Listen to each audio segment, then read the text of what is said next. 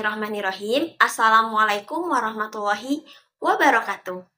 Anak-anak, gimana kabar kalian hari ini? Semoga semuanya dalam keadaan sehat walafiat ya.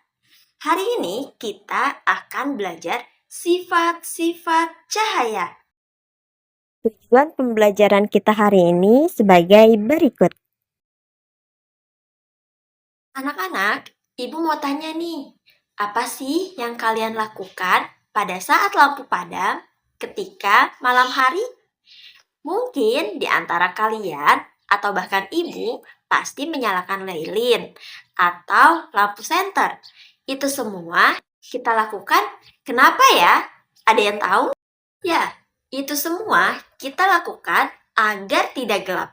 Ketika dalam kondisi gelap, kita akan kesulitan beraktivitas. Hal ini membuktikan bahwa kita memerlukan yang namanya cahaya. Tahu tidak? Apa sih pengertian dari cahaya? Cahaya adalah bentuk energi yang berupa gelombang elektromagnetik yang kasat mata dengan panjang gelombang tertentu. Dengan adanya cahaya, kita bisa melihat dunia di sekitar kita. Sumber-sumber cahaya seperti matahari, lilin, lampu, dan lain sebagainya. Tapi, sumber energi cahaya yang terbesar adalah matahari. Anak-anak, coba perhatikan gambar ini. Siapa yang pernah melakukan atau bermain dengan cermin seperti gambar tersebut? Kegiatan tersebut membuktikan bahwa adanya sifat-sifat cahaya. Anak-anak, tahu tidak apa saja sih sifat-sifat cahaya? Sifat-sifat cahaya itu ada 6.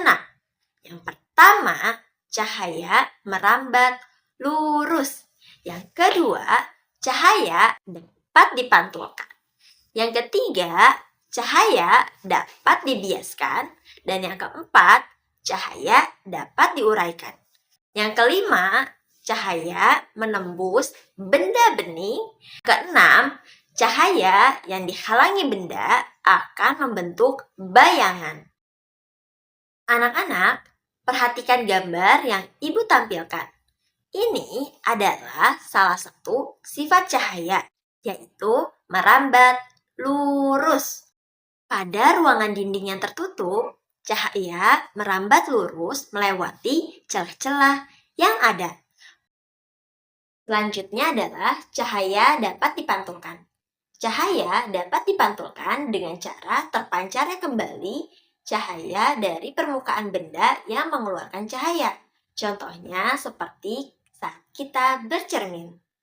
Kita dapat melihat pantulan kita atau tubuh kita sendiri di cermin. Cahaya menembus benda bening.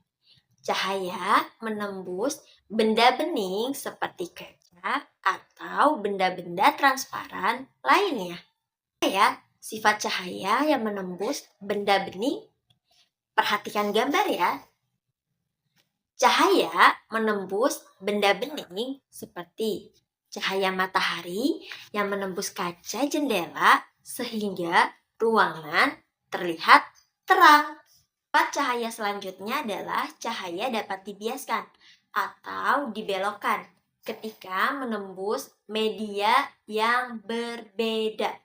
Contohnya gimana sih sifat cahaya yang dapat dibiaskan?